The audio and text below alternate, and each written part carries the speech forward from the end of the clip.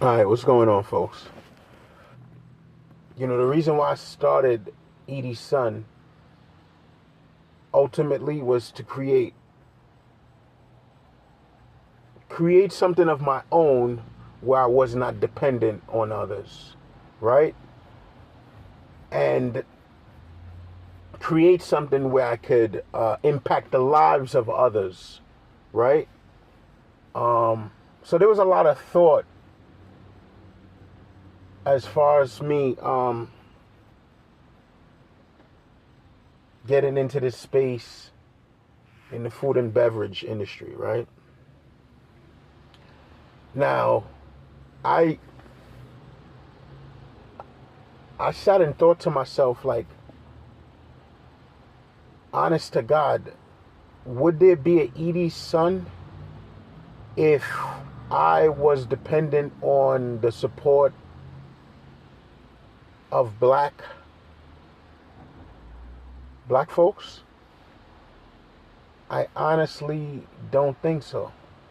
I honestly do not think so. I truly believe that the only reason why Eadies Son is here, 1,000%, is because of the support of the Yemeni community. Had I sat around and waited for the support of black folks, I wouldn't be here. I've seen so many come and go, from brick and mortars to other food and beverage companies, right? Their dreams and everything has just literally withered away. Some for the better, some transitioned into better spaces. Some just withered away because of lack of support. And I started, and I know they had hopes and dreams too. And I'm saying to myself, damn, wow, like, in deep thought, would I have a business if I was to be dependent on black owners supporting me? No. But I truly believe in God, right? This is a God-fearing individual, first and foremost. So when this God-fearing individual comes in contact with other people who respect God just as much, right? But from two different walks of life. I'm of a Christian background. They are of Muslim. We all believe in God, right? I am so appreciative of these brothers, man. I am so appreciative of these brothers. These brothers have allowed me to start to live my dream, right? Because before this, I was working dead-end jobs as a truck driver. It just wasn't accumulating to anything. And I knew the kind of person that I was to begin with. I was a born leader, right? But not someone who beats their chest as I have to be the leader. I'm just who I am. I've never been a follower in anything. I am a good listener, which I can tell why I'm a good leader, because I'm a good listener, right? I'm not hard-headed. I am hard-headed, right? I'm going to be honest, fully honest in this video. I'm hard-headed, but I'm willing to put that away, right? Because I'm able to justify my hard-headedness, I guess, with good logical and good reasoning, right? Whereas most people are just hard-headed because they just want to be wrong and strong at the same time. I've never been that kind of person, right? I'm able to justify everything with logical and good reasoning, right? I'm not trying to be combative with anyone either, right? There's no ego, right? Although we know who we are because we're good at what we do, sometimes those who already know that they're born with they don't need to operate in an egotistical manner, right? So there's no ego, right? Which is a good thing. But man, I sat there and I tried to decipher the whole thing. Like, why would I not have been here because of black support? Well, I'll explain to you guys, right? Man, it's that real slave mentality, man. It really is a slave mentality. It's that mentality that I'm going to be the house N, and you're an outside end, right? Not me per se. I'm saying this is how we look at each other. Like, I'm a better end than you are, right? Nobody's better than anybody. That's what and I think we start to operate in these spaces where we start to acquire materials and really start to take on that I am better than you are because you don't have X, Y, and Z, and I have it all. No, you're not. You have to be filled with substance. It's something that's within you as a person that radiates something special. It's not the belongings and the things that you possess, right? So listen, getting back to my point, right? Because I'm a deep person, so I tend to, like, veer off at times. But let me stay on the straight and narrow real fast, right? So I'm saying to myself, why wouldn't they support me? I understand why they didn't support me. They looked at me as just as them, right? But unsure of. So when we went to school, we weren't sure of the person our best friend was bringing around. So we were a bit standoffish. Oh, I don't really know you. You could, you know what I mean? Like, I don't know your intentions, so I'm not really messing with you. It's the same kind of mentality we carry in the business. Mind you, folks, we're doing business because of, like, I do business with folks that I don't like, and I'm sure they don't like me, right? But we're still conducting business. I think the ego-driven bravado and all of that is what stagnates and stifles us, right? Because you guys tend to think that you're better, and that why should I, and that who is this person, is this person an op, who sent them? You're getting too deep, and you're getting involved and opening other doors besides staying in the business lane. Like, and that is why black folks do not do good business. So a black girl coming in now, right? I'm going to give you guys so many examples, right? Because I studied this, right?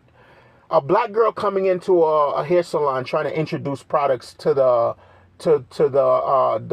owner of the hair salon. Now the owner is looking at her like, oh, she already looks better than me, but the owner may not even look as good as the salesperson. And now she already put up a wall now because the girl looks astoundingly better than her, like, and she looks a little bit cleaner than her. So she feels like, why should I support her? She's now involving emotions into this business deal. Now this girl on the other end as the sales rep has the special of the lifetime. But this girl as the owner chooses not to do business because the other girl looks better than her. That's one example, folks. Or here's another one. We'll add on to that. Or the owner is not sure because the girl looks so good. The owner's not sure if she slept with her boyfriend right now, quote unquote. It's just so ridiculous. It's so ridiculous. Or even better, folks, even more. She's not sure if that girl is an op of her best friend, or she looks like a girl that she had a fight with in high school, so she's not going to support her. It's just a bunch of weirdo behavior, and that already shows why you folks do not do good business, right? And those people would tend to die off too as owners because they're operating in a completely wrong space. Like, that space that they're operating in is not a space of success. And we're talking about success on a grand scale. Everybody's successful in their own right. You can be the salon of your borough or whatever, but try not. How about being the salon or the hairstylist for the stars, plus your borough, plus every borough in the state of New York? But you're caught up in the bravado-ness of you being who you are in your space, in your area. Now I'll switch a scenario. Now with a man now. Say he's a suit and tie guy, but I come in with jeans, but I articulate myself much better than him, right? He chooses to look at me, well, I come in a suit all day. And you come as a salesman in jeans and shorts and expect me to listen to what you got to say? Okay, I didn't even know the deal was based on appearance. I thought the deal was based on who I am as an individual, if I'm honest, if I have integrity, and if I'm giving you a good product at a good price, right? Now, we're not just saying you can come in with flip-flops and moccasins and just be comfortable like you rolled out of bed and try to execute on a deal. No, but like, let's not get caught up in the materials. Like, then another thing, like you want to look at him like, oh, I wonder if he's my best friend's app. Or some of these black business owners, some of them, you know, they've been around and they transition into new spaces, which I salute everybody as a business owner for sure, right? So this is the person who I am. I'm never a hater. Like, I actually like to see entrepreneurs of my race in these spaces, for sure. Why wouldn't I, right? I just hate to see when they operate as morons, or they operate thinking that they're bigger, or they're doing you a favor. Like, so folks, these are the reasons as to why black folks, and there's so much more, right? But these are some of the reasons as to why we don't do business with one another, right? So I'm speaking to black entrepreneurs right now. If you feel like frustrated, just try to create a whole different avenue where you're dealing with a whole different race. And then eventually your people will catch on. And you know, unfortunately, you know, but just try to find your target audience. And man, I'm going to finish this video by saying, yo, shout out to all my Yemen brothers. I'm truly appreciative of you guys. And to my black folks, man, you guys got to do better, man. You got to do better. I'm pro-black everything. Everything is pro-black with me, right? Because I just want to see my people win, right? It's about time, too. And I see more people coming to the forefront. But, like, to those who are coming from the gutter up into the forefront, keep away those hood mentality. Keep that hood mentality out of your business, for sure.